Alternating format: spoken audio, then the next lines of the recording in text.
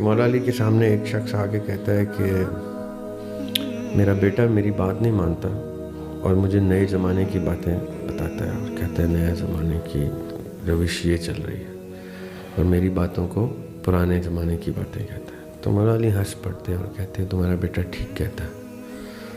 تو کہتے ہیں کیا مطلب؟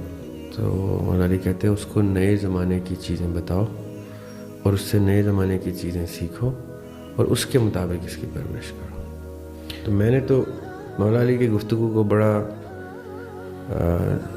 زندہ گفتگو پایا ہے۔ ان کی گفتگو آج بھی اسی طرح سے ریلیونس رکھتی ہے جیسے تب وہ 1400 سال پہلے کی گفتگو ان کی۔ لگتا نہیں ہے کہ 1400 سال پہلے کی گفتگو۔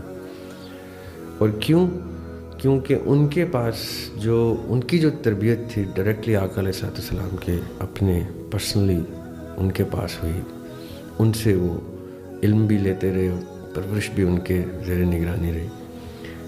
اور ایسی کوئی فائن تربیت جو ماڈل مولا علی کی زندگی کا ہے وہ کسی بھی شخص کا نہیں مل سکتا آپ کو، کہ اگر بیٹے کی پرورش دیکھنی ہے آپ نے آقا علیہ السلام کے توسط سے تو وہ مولا علی کی پرورش ہے، اور بیٹی کی دیکھنی ہے تو بی بی فاطمہ الزہرا سلام اللہ علیہ ان کی۔ اور یہ اتنی فائن ماڈلز ہیں، ہم ان کو توجہ نہیں دیتے۔ مولا علی کو انہوں نے بیٹل ٹرین الگ سے کیا ہوا تھا، عقائد ان کے بالکل سٹریٹ فارورڈ رکھے ہوئے تھے، کسی قسم کا ابہام نہیں۔ ہم لوگ کیا کرتے ہیں، ہم لوگوں کی سب سے پہلی بحث میاں بیوی کی آپس کے عقائد کی شروع ہو جاتی ہے، جو کہ بظاہر بحث کی صورت اختیار نہیں کرتی، لیکن جہاں جہاں تربیت کے ایگریسو سٹینسز ہوتے ہیں وہاں پہ باپ کا سٹینس اور ہوتا ہے، ماں کا سٹینس اور ہوتا ہے۔ ایک جرمن سائیکالوجسٹ تھا جس کو سائیکالوجی میں فادر آف سائیکالوجی کہتے ہیں، زیگمنڈ فراؤڈ نام تھا اس کا، فرائڈ بھی کہتے ہیں پاکستان میں اس کو، فراؤڈ نام تھا اس کا۔ وہ مشہور تھا، وہ کس چیز کا، اس کا ترہ امتیاز کیا ہے کہ اس نے سائیکو انالیسس انوینٹ کیا۔ اس نے کہا تھا کہ مجرم کو جب تم جیل میں ڈالو تو سزا مت دو، اس کو ایک تھیراپی سے گزارو، اس کو ایکسپلور کرو کہ وہ مجرم کیسے بنا۔ تو جیسے وہ اس کا پورا پاسٹ آہستہ آہستہ سائیکائٹرسٹ کے تھرو، سائیکالوجسٹ کے تھرو پاسٹ تک پہنچو گے تو تم اس سورس تک پہنچو گے، تو ایک مجرم کو پکڑ کے معاشرے میں 100 مجرم روٹ سے پکڑ لو گے، اور بچوں میں وہ چیزیں نہیں آنے دو گے جو اس بچے نے اپنی سفر میں دیکھی۔ جہاں جہاں پھر وہ فیس کریں گے ان کو ریمیڈیز موجود ہوں گی، تو آپ معاشرے کو ایک بچے کو ٹریٹ کر کے آپ 100 بچے بچا لیں گے، 1000 بچے بچا لیں گے۔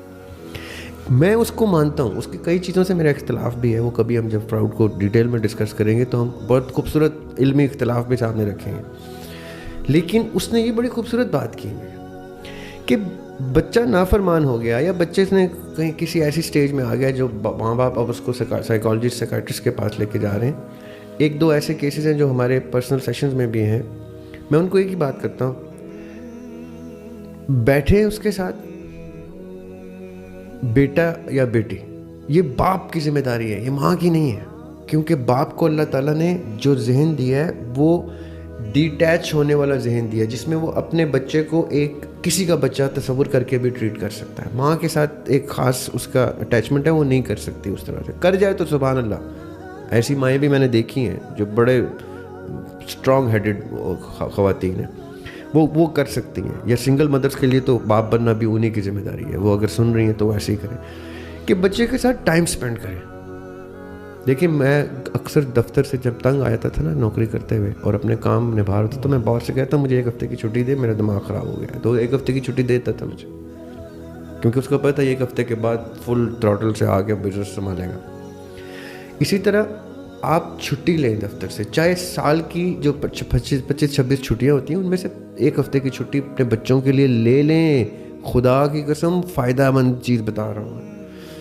1 ہفتہ صرف اپنے بچوں کو لے کے، ماں کو کہیں جاؤ اپنی میں کہ جاؤ یشی کرو، میں اب بچوں کے ساتھ 1 ہفتہ گزارنے جا رہا ہوں۔ آپ کو پتہ ہے گورا کیمپنگ کے لیے لے جاتا ہے اپنے بچوں کو، جنگلوں میں جاتے ہیں کیمپنگ پر، شیر آ جاتا ہے، کبھی ریچھ آ جاتا ہے، وہ بھی لڑتا ہے، اس سے بھی بھاگتا ہے، وہ بھی ایکسپیرینس سکھاتا ہے اس کو کیمپنگ سکھاتا ہے، کیمپ میں سروائیول سکھاتا ہے اس کو، اس کے ساتھ کھانا پکاتا ہے، ٹوٹا پوٹا جو بھی پکاتے ہیں وہ کھاتے ہیں، رات کو اندھیرے میں جنگلوں میں سو رہے ہوتے ہیں لیکن پتہ ہوتا ہے باپ ساتھ ہے, ساری پریکاشنری میجرز ہوتے ہیں. وہ ایک ہفتہ گزار کے جب وہ آتے ہیں نا تو وہ جو جتنا سالوں کا گیپ ہوتا ہے نا وہ ایک ہفتے میں پورا ہو جاتا ہے. فشنگ کے لیے جاتے ہیں, وہ بیٹھے ہوتے ہیں, وہ بچے کا نہیں موڈ ہوتا, وہ کہتا ہے نہیں let's we will go fishing. کیوں؟ کیونکہ فشنگ بہانہ ہے. ایک تو اس کو ایک اسکل سکھا دیتے ہیں وہ فشنگ کی, دوسرا اس دوران وہ اس کے ساتھ کمیونیکیٹ کرتے ہیں اور اس سے وہ پچھلے سالوں کا سارا گیپ پورا کرتے ہیں. ہمارے باپوں میں کہاں یہ شرم ہے, یہ لاج ہے کہ اپنے بچے کو لے کے وہ نکل جائیں کہیں تو ایک دن کے لیے. وقت نہیں ملتا. ملتا ہے وقت, اپنے دوستوں کے ساتھ باربیکیو کے لیے بھی ملتا ہے. نارتھ, ہم تو نارتھ جا رہے ہیں جی, تفریح کے لیے ملتا ہے. کسی بڑے کا مجھے قصہ سنائیں, چاہے وہ رومی ہو, چاہے وہ اور پیچھے چلے جائیں, چاہے آپ جن کو مانتے ہیں بلے شاہ ہوں, چاہے وہ آپ مذہبی بڑے نام, کتنی دفعہ ان کے تفریحوں کے قصے سنے آپ نے کہ تفریح مقام پہ گئے ہوں. ان کے پاس تو ٹائم نہیں تھا, ان کے پاس بہت ٹائم ہے نا جو تفریحوں پہ جانے کا. پورا پاکستان گھما ہوا ہے اور بڑے فخر سے پوڈ کاسٹ پہ بتا رہے ہیں او جی ہم اس دفعہ نارتھ گئے تھے. تم جو یہاں چھوڑ کے گئے ہو ذمہ داری اپنے باپ کی, اگر شادی شدہ نہیں ہو تو, اور اگر شادی شدہ ہو تو باپ بننے کی, وہ ذمہ داری کس نے نبھانی ہے؟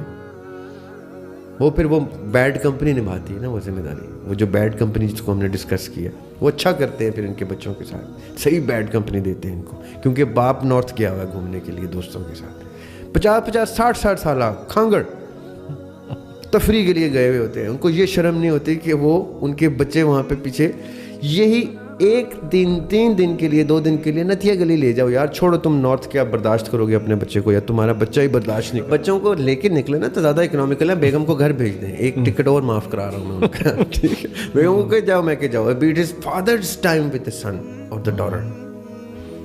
اور ادھر جا کے ان سے پوچھیں سارا سفر میں وہ آپ کے ساتھ, وہ جو سفر آپ طے کریں گے نا وہ صدیوں کا سفر بن جائے گا ان کے لیے. وہ ان کو یاد رہے گا ساری عمر کے ہمارا باپ غلطی سے دریاب ہاشمی کی پوڈ کاسٹ دیکھ کے ہمیں ایک دفعہ لے گیا تھا, وہ ساری عمر یاد رہے گا ان کو.